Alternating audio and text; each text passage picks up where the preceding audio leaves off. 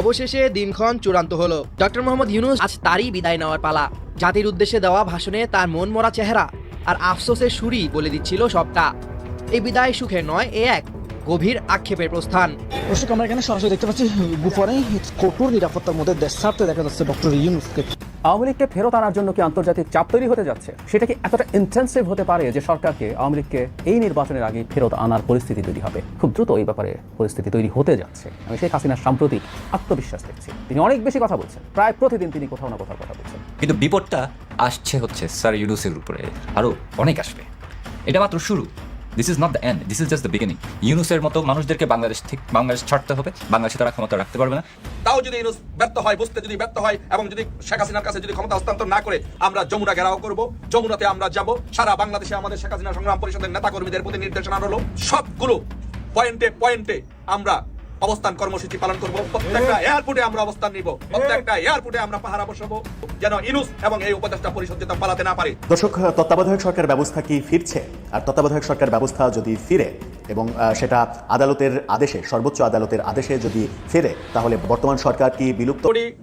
বাংলাদেশে নির্বাচিত প্রধানমন্ত্রী হচ্ছে বঙ্গবন্ধু কন্যা শেখ হাসিনা।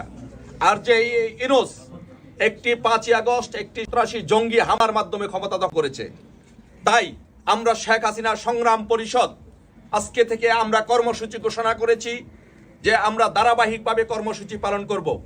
আমরা ছোট ছোট কর্মসূচি দিব। যদি ইউনূস বুঝতে ব্যর্থ হয় আর সে যদি স্বইচ্ছায় পদত্যাগ করে যদি আমাদের নির্বাচিত প্রধানমন্ত্রী বঙ্গবন্ধু কন্যা শেখ হাসিনার কাছে ক্ষমতা হস্তান্তর না করে তাকে যদি স্বপদে দায়িত্ব ফিরিয়ে না দেয়, তাহলে আমরা ফাইনাল কর্মসূচি ঘোষণা করেছি।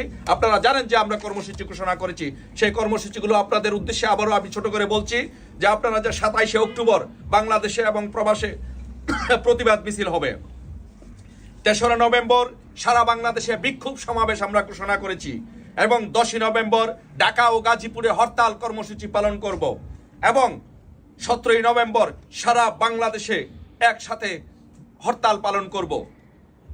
তাও যদি ইউনূস বুঝতে ব্যর্থ হয় এবং পদত্যাগ না করে, তাহলে 17ই নভেম্বর সারা বাংলাদেশে আমরা হরতাল পালন করব। তাও যদি ইউনূস ব্যর্থ হয়, বুঝতে যদি ব্যর্থ হয় এবং যদি শেখ হাসিনার কাছে যদি ক্ষমতা হস্তান্তর না করে, তাহলে 24শে নভেম্বর আমরা ঢাকা অবরোধ কর্মসূচি পালন করব। তারপরে যদি ইউনূস তার যদি বোধোদয় না হয়, সে যদি পদত্যাগ না করে, তাহলে 1লা ডিসেম্বর সারা বাংলাদেশে আমরা কমপ্লিট শাটডাউন করব।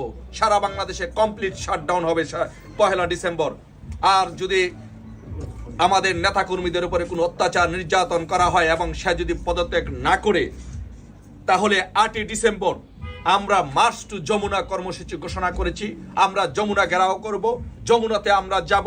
সারা বাংলাদেশে আমাদের শেখ হাসিনা সংগ্রাম পরিষদের নেতাকর্মীদের প্রতি নির্দেশনা রইল সবগুলো পয়েন্টে পয়েন্টে আমরা অবস্থান কর্মসূচি পালন করব। প্রত্যেকটা এয়ারপোর্টে আমরা অবস্থান নিব। প্রত্যেকটা এয়ারপোর্টে আমরা পাহারা বসাবো। প্রত্যেকটি জায়গায় জায়গায় আমরা পাহারা বসাবো যেন ইউনূস এবং এই উপদেষ্টা পরিষদ যেন পালাতে না পারে। তাই আমি বলবো, এই ইউনূসকে বলবো, ইউনূসের উদ্দেশ্যে বলবো, ইউনূস তার বোধোদয় হবে, সে বুঝে পদত্যাগ করে নির্বাচিত প্রধানমন্ত্রী শেখ হাসিনার কাছে ক্ষমতা হস্তান্তর করে সে বিদায় নিবে। আর যদি না হয়, তাহলে আমরা মার্চ টু যমুনা কর্মসূচির মাধ্যমে যমুনায় ঘেরাও করে এই উপদেষ্টাদেরকে ঘেরাও করব এবং বাংলাদেশের মানুষ, এদেশের জনগণ যেই বিচার করে সেই বিচার হবে ইনশাল্লাহ।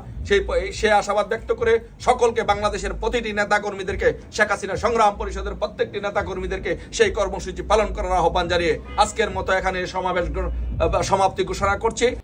দর্শক, তত্ত্বাবধায়ক সরকার ব্যবস্থা কি ফিরছে? আর তত্ত্বাবধায়ক সরকার ব্যবস্থা যদি ফিরে এবং সেটা আদালতের আদেশে, সর্বোচ্চ আদালতের আদেশে যদি ফেরে, তাহলে বর্তমানে যে সরকার আছে সেই সরকার পদ্ধতি, সরকারের কাঠামো, এটা কি পরিবর্তিত হবে?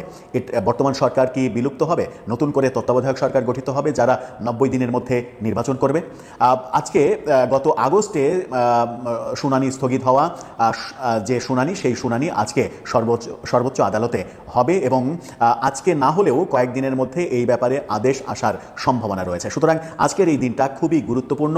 যদি আপিল বিভাগের রিভিউ যেটা করা হয়েছে তত্ত্বাবধায়ক সরকার ব্যবস্থা ফিরিয়ে আনার জন্য, সেই রিভিউয়ের সিদ্ধান্ত কি হবে সেটার উপরে নির্ভর করবে সরকার কাঠামো কোন দিকে যাচ্ছে। তত্ত্বাবধায়ক সরকার ব্যবস্থা যদি আবার সংবিধানে ফিরিয়ে দেওয়ার আদেশ আদালত থেকে আসে, তাহলে এই সরকার, অন্তর্বর্তীকালীন সরকার আর ফাংশন করতে পারবে না। তখন তত্ত্বাবধায়ক সরকার করতে হবে এবং সেটার উপদেষ্টা সংখ্যা হবে প্রধান উপদেষ্টা সহ 11 জন। সেই ক্ষেত্রে প্রফেসর ইউনূস থাকবেন নাকি নতুন করে সরকার গঠন হবে? সরকার নতুন করে গঠন হলেও এই উপদেষ্টা পরিষদের অর্ধেকের বেশি তাদেরকে বাদ দিতে হবে, এরকম পরিস্থিতি তৈরি হতে পারে। বাংলা নিউজ 24-এর শিরোনামটা আপনারা দেখে নিতে পারেন। সেখানে বলা হচ্ছে তত্ত্বাবধায়ক সরকার ফেরাতে চূড়ান্ত শুনানি মঙ্গলবার, অর্থাৎ আজ। কি বলছে সেখানে? তত্ত্বাবধায়ক সরকার ব্যবস্থা ফেরাতে চূড়ান্ত আপিল শুনানি আজ। প্রধান বিচারপতি সৈয়দ রেফাত আহমেদের নেতৃত্বে আপিল বিভাগের কার্যতালিকায় আপিল মামলাটি তালিকাভুক্ত রয়েছে। এর আগে 27 আগস্ট তত্ত্বাবধায়ক সরকার ব্যবস্থা বাতিলের রায় পুনর্বিবেচনা অর্থাৎ রিভিউ চেয়ে করা আবেদনের শুনানি শেষে আপিলের অনুমতি দেয়া হয়। এরপর ডক্টর বদিউল আলম মজুমদার সহ 5 জন বিএনপি মহাসচিব মির্জা ফখরুল ইসলাম আলমগীর, জামাত ইসলামের সেক্রেটারি মিয়া গোলাম পরোয়ার সহ আপিল করেন। সংবিধানে তত্ত্বাবধায়ক সরকার ব্যবস্থা অন্তর্ভুক্ত করে সংবিধানের ত্রয়োদশ সংশোধনী জাতীয় সংসদে গৃহীত হয় 1996 সালে।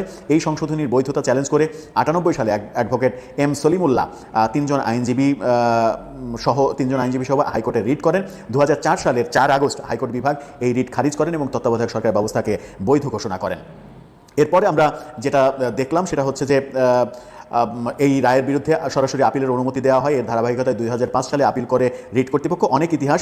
5 আগস্ট সরকার পরিবর্তনের পর এই রায় পুনর্বিবেচনা চেয়ে আবেদন করেন সুশাসনের জন্য নাগরিক সুজনের বদিউল আলম মজুমদার, যিনি এখন ঐক্যমত্য কমিশনে সরকারের সঙ্গে কাজ করছেন। তিনি সহ বিশিষ্ট 5 জন, অন্য 4 জন হলেন তোফায়েল আহমেদ, এম হাফিজউদ্দিন খান, জোবাইরুল হক ভূঁইয়া এবং জাহরা রহমান। আপিল বিভাগের ওই রায় পুনর্বিবেচনা চেয়ে 16 অক্টোবর একটি আবেদন করেন বিএনপির মহাসচিব মির্জা ফখরুল ইসলাম আলমগীর। এছাড়া এটা গত বছরের কথা। এছাড়া রায় পুনর্বিবেচনা চেয়ে গত বছরের 23 অক্টোবর আরেকটি আবেদন করেন বাংলাদেশ জামাত ইসলামের সেক্রেটারি গোলাম পরোয়ার।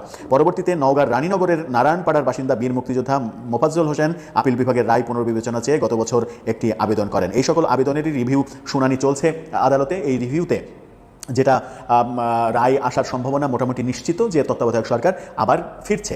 তত্ত্বাবধায়ক সরকার ফিরছে এই আদেশটি এখনই আসবে, এই অক্টোবর মাসেই আসবে। যদি অক্টোবর মাসে আসে তাহলে অক্টোবর মাসেই তত্ত্বাবধায়ক সরকার গঠিত হতে হবে, যেটা এখন ইন্টারিম গভর্নমেন্ট রয়েছে, অন্তর্বর্তীকালীন সরকার রয়েছে। এই ব্যবস্থা যেহেতু সংবিধানে নেই, বিশেষ প্রেক্ষাপটে এটা তৈরি করা হয়েছে, সেহেতু সংবিধানে তত্ত্বাবধায়ক সরকার যদি সংযোজিত হয়ে যায় পুনরায়, তাহলে তত্ত্বাবধায়ক সরকার গঠন করতে হবে। তখন এই সরকারকে বাদ যেতে হবে। এই সরকারের ভেতর থেকেই কয়েকজনকে নিয়ে সেটা গঠিত হতে পারে, প্রফেসর ইউনূস নেতৃত্ব দিতে পারেন, অথবা রাজনৈতিক প্রেক্ষাপট যদি ভিন্ন সুরে কথা বলে তাহলে এই পুরো সরকারই বিদায় নিতে পারে। নতুন কারো নেতৃত্বে তত্ত্বাবধায়ক সরকার আসতে পারে, যাদের একমাত্র দায়িত্ব হবে নির্বাচন। যদিও অন্তর্বর্তীকালীন সরকারের দায়িত্ব সেটা থাকার কথা ছিল, কিন্তু অন্তর্বর্তীকালীন সরকারকে আমরা দেখেছি যে নির্বাচনটাকে গৌণ করে তারা রেগুলার কাজ রুটিন ওয়ার্কের যে নিয়ম সেটাকে তোয়াক্কা না করে রাজ্যের রেগুলার সরকারের মতো রাজ্যের যত কাজ চুক্তি এটা ওটা, যেমন বিমান বাহিনীর বহরে যুদ্ধ বিমান সংযোজন করা, ভারতের সঙ্গে চুক্তি বাতিল করা, করিডোর দেয়া না দেয়া, বন্দর বিদেশিদের হাতে দিয়ে দেওয়া। সম্প্রতি গতকালকেই খবর এসেছে কক্সবাজার রেল স্টেশনকেও বিদেশিদের হাতে ছেড়ে দেওয়ার খবর ছড়িয়ে পড়েছে। এরকম অনেক বড় বড় সিদ্ধান্ত এই সরকার নিয়েছে। এই সরকার সংবিধান সংশোধনের জন্য ঐক্যমত্য কমিশন নিয়ে জুলাই সনদ তৈরি করেছে, যদিও সেটা নির্ভর করবে সংসদের উপরে। যাই হোক, সব মিলিয়ে এই সরকার অনেক বড় এজেন্ডা নিয়ে কাজ করছে, কিন্তু তত্ত্বাবধায়ক সরকারের সেই অনেক বড় এজেন্ডা থাকে না। তত্ত্বাবধায়ক সরকারের এজেন্ডা একটাই থাকে, সুষ্ঠু, অবাধ, নিরপেক্ষ একটা নির্বাচন অনুষ্ঠিত করা, এবং সেটা 3 মাসের মধ্যে। যদি কোনো যুদ্ধাবস্থা এবং ভয়াবহ প্রাকৃতিক দুর্যোগের মতো ঘটনা না ঘটে, তাহলে 3 মাসের মধ্যেই তাদেরকে নির্বাচন দিতে হবে। যদি তাই হয় তাহলে নভেম্বর, ডিসেম্বর, জানুয়ারি, এই 3 মাস, জানুয়ারির 31 তারিখের মধ্যেই যদি নভেম্বরের 1 তারিখে সরকার গঠিত হয়, ধরে নেওয়া যায় যে 1 তারিখে গঠিত হলো, তাহলে জানুয়ারির মধ্যে নির্বাচন দিতে হবে। সেই ক্ষেত্রে টেকনিক্যালি যেটা হতে পারে, যেহেতু ফেব্রুয়ারির প্রথমার্ধে নির্বাচন ঘোষণা করা হয়েছে, এই সরকারের মেয়াদ অনুযায়ী যেন তত্ত্বাবধায়ক ব্যবস্থা ফাংশন করতে পারে, সেই কারণে টেকনিক্যালি এমনও হতে পারে যে সেটা নভেম্বরের ফার্স্ট উইকে গিয়ে রায় দেওয়া হলো, যেন এই সরকারের কাঠামোটাকেই তত্ত্বাবধায়ক সরকারের রূপ দিয়ে সরকার 3 মাসের মধ্যে নির্বাচন দিতে পারে। এই সরকারকে যেন সময়ের মার প্যাচে বিদায় নিতে হয়, এরকম ঘটনা না ঘটে।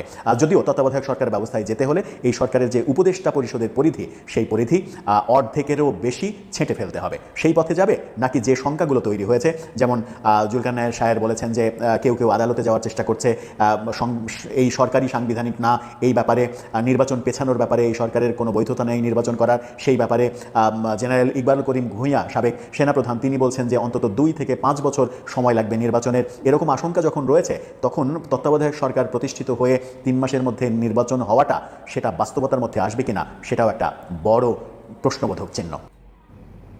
আওয়ামী লীগকে ফেরত আনার জন্য কি আন্তর্জাতিক চাপ তৈরি হতে যাচ্ছে, বা সেটা যদি তৈরি হয় সেটা কি এতটা ইন্টেন্সিভ হতে পারে যে সরকারকে আওয়ামী লীগকে এই নির্বাচনের আগে ফেরত আনার পরিস্থিতি তৈরি হবে? সরকার 2009 সালের যে সন্ত্রাস দমন আইন, তাতে সংগঠন বাতিল, এটা একটু খেয়াল করি, সংগঠন বাতিল করার অপশন থাকলেও কোনো দলের কার্যক্রম নিষিদ্ধ করার জন্য বা কোনো টেম্পোরারি স্যাংশন দেওয়ার জন্য ব্যান করার কোনো ধারা ছিল না। সেটা অ্যামেন্ড করে সরকার এই সন্ত্রাস দমন আইনের অধীনে আওয়ামী লীগের বিচার, আওয়ামী লীগের কর্মসূচি, রাজনৈতিক কর্মসূচি স্থগিত করেছে তার বিচার শেষ হওয়া পর্যন্ত। ফলে যে কথাটা বলতে চাইছিলাম, আওয়ামী লীগের কিন্তু বিচার এখনও শুরুর পরিস্থিতিও হয়নি। আওয়ামী লীগের বিচারের ক্ষেত্রে যেটা হয়, একটা মামলা হওয়া, তদন্ত হওয়া, কিছুই হয়নি। শুনলাম কোথাও যেন একটু দেখলাম খানিকটা তদন্ত নাকি হচ্ছে, এগুলোর ব্যাপারে ভীষণ গড়িমসি আছে। কিন্তু প্রশ্নটা হচ্ছে, সরকার কিন্তু আওয়ামী লীগের কর্মকাণ্ড নিষিদ্ধ করেছে এক্সিকিউটিভ অর্ডারে, যেটা আমাদের সবসময় অভিযোগ আছে ছিল। বেস্ট কি হতে পারতো? আমি আওয়ামী লীগ নিষিদ্ধ করার মানে এই প্রসেসের আগে একটা কথা হচ্ছে যে আওয়ামী লীগ মানে নানান রকম মিছিল টিছিল নিয়ে নামে, লোকজন সেটার উপর হামলা টামলা করে। তো আমি বলেছিলাম যে তখন তো আইসিটি থেকে এটা সরিয়ে ফেলা হয়েছিল। আমাদের আরেকটা পলিটিক্যাল পার্টিস অর্ডিন্যান্স একটা আছে 1978 বা 79-এর, ওখানে কতগুলো ক্রাইটেরিয়া আছে কী করে একটা রাজনৈতিক দলকে নিষিদ্ধ করা যাবে। আমি তখন বলছিলাম যে এটা নিয়ে একটা রিড করে সেখানে তার শেষ হওয়া পর্যন্ত আদালতের কাছ থেকে আওয়ামী লীগের কর্মসূচির উপর এক ধরনের নিষেধাজ্ঞা চাওয়া। এটা যদি আদালত করতো তাহলে কিন্তু যেটা বলা হতো এটা বিচার বিভাগ তার হিয়ারিংয়ের ভিত্তিতে করেছে, সরকারের এক্সিকিউটিভ অর্ডারে কিন্তু প্রবলেম থাকে। এখন যেটা সমস্যা দাঁড়ালো, সরকার যেহেতু এক্সিকিউটিভ অর্ডারে এটা নিষিদ্ধ করেছে, এটা মুহূর্তেই আবার সরকার তুলে দিতে পারে, সত্যিই পারে, কারণ এটা আদালতের কোনো নির্দেশনা না। আদালতের যদি নির্দেশনা হতো সেটাও ব্যান সরানো যেতে পারতো, সেই ক্ষেত্রে আবার সেটা অ্যাপিল করে সেটার একটা ডিউ জুডিশিয়াল প্রসেসের মধ্যে দিয়ে হতে পারতো। কিন্তু সরকার এই কাজটা করেছে এক্সিকিউটিভ অর্ডারে, সুতরাং সরিয়ে ফেলা যায়। হিউম্যান রাইটস ওয়াচ আমরা চিনি, তার নেতৃত্বে বাকি আরও 5টা, মোট 6টা এই কথাটাই বলার চেষ্টা করছে। আমি ধারণা করি, জাতিসংঘ বলেছে, হিউম্যান রাইটস ওয়াচ বলেছে, আমি ধারণা করি খুব দ্রুত এই ব্যাপারে পরিস্থিতি তৈরি হতে যাচ্ছে। আমি শেখ হাসিনার সাম্প্রতিক আত্মবিশ্বাস দেখছি, তিনি অনেক বেশি কথা বলছেন, প্রায় প্রতিদিন তিনি কোথাও না কোথাও কথা বলছেন, অনেক কোথাও না কোথাও বলতে বোঝাচ্ছি বিভিন্ন জেলা বা বিভাগীয় কমিটির সাথে হুমকি ধামকি দিচ্ছেন। আমি সম্ভবত দেখতে পাবো, আমরা সম্ভবত দেখতে পাবো, খুব বেশি দিন নেই, বিশেষ করে পশ্চিমারা, আর ভারত তো আছেই, ভারত এই মুহূর্তে নিজে মুখে না বললেও ভারত এটার পেছনে কাজ করবে, আওয়ামী লীগকে নির্বাচনে আনার একটা চাপ তৈরি হতে যাচ্ছে। এখন প্রশ্ন হচ্ছে এটা ফল হবে কিনা, বলা কঠিন, কারণ হচ্ছে আমাদের রাজনৈতিক দলগুলো যে পরিমাণ বিভাজন তৈরি হয়েছিল, সবাই যেভাবে আওয়ামী লীগ নিষিদ্ধের পক্ষে দাঁড়িয়েছিল, এবার যদি আওয়ামী লীগ ফেরত আসার পরিস্থিতি হয়, কেউ মাঠে নামার চেষ্টা করতে পারেন, কারণ ওই যে বললাম যে জামাত পেট্রোনাইজ, আওয়ামী লীগ মাঠে নেমে গেলে জামাতের সবচেয়ে বড় ডিজাস্টার হবে। জামাত এখন বিরাট আলোচনার বিষয়, জামাত এই আলোচনার বিষয়টি থাকবে না। আবারও বলছি, আওয়ামী লীগ ফেরত যদি আসে, কি আমি এথিক্যাল প্রশ্ন তুলছি না, আমি জাস্ট পলিটিক্যাল লাভ ক্ষতির হিসাব করছি। জামাত হাতে নামার চেষ্টা করবে, এনসিপিকে তারা চেষ্টা করবে সাথে নেওয়ার জন্য, কিন্তু এনসিপির সাথে বা জামাতের একটা বিভেদ তৈরি হয়েছে। জামাত এটা করতে পারে, বিএনপি আগের বার মাঠে না নামলেও বেশ শক্ত অবস্থান দেখিয়েছে, বিএনপি এবার কি শক্ত অবস্থান দেখাবে বলা কঠিন, কারণ জামাত বিএনপির সাথে যে ধরনের ক্ল্যাশে গেছে, তার সাথে যে ধরনের তাচ্ছিল্য করার পরিস্থিতিতে গেছে, আওয়ামী লীগ নেমে গেলে বিএনপির জন্য তার পলিটিক্যাল ফিল্ড সত্যিকার অর্থে, আবারও বলছি এটা খুব ক্রুড পলিটিক্যাল হিসাব নিকাশে বলছি, তুলনামূলকভাবে বেটার হতে পারে। সুতরাং আওয়ামী লীগের উপরে নিষেধাজ্ঞা প্রত্যাহার করা হলে সেটা এবার যে কার্যকর থাকবে না, পাল্টা কিছু আবার সেটা করা হবে, এটা বলা যায় না। আর সেই পুরনো যুক্তি, যে যুক্তি নিয়ে আমরা জামাত এবং শিবিরকে নিষিদ্ধ করার বিপক্ষে কথা বলেছিলাম, যে সরকার এক্সিকিউটিভ অর্ডার এটা হতে পারে না, এবারও ইনফ্যাক্ট এই আলাপ আমরা করেছি, কোনো দলকে এক্সিকিউটিভ অর্ডারে যেন নিষিদ্ধ করা না হয়। তো যদি পুরো নিষিদ্ধ না করা হয়, তার কর্মসূচি নিষিদ্ধ করা হয়, সেটাকে নিয়েও তো আসলে প্রশ্ন তোলা যায়। সুতরাং আমি বলছি, পরিস্থিতি মনে হচ্ছে এরকম একটা পরিস্থিতি তৈরি হতে যাবে যে আওয়ামী লীগকে নির্বাচনে পার্টিসিপেট করতে দাও।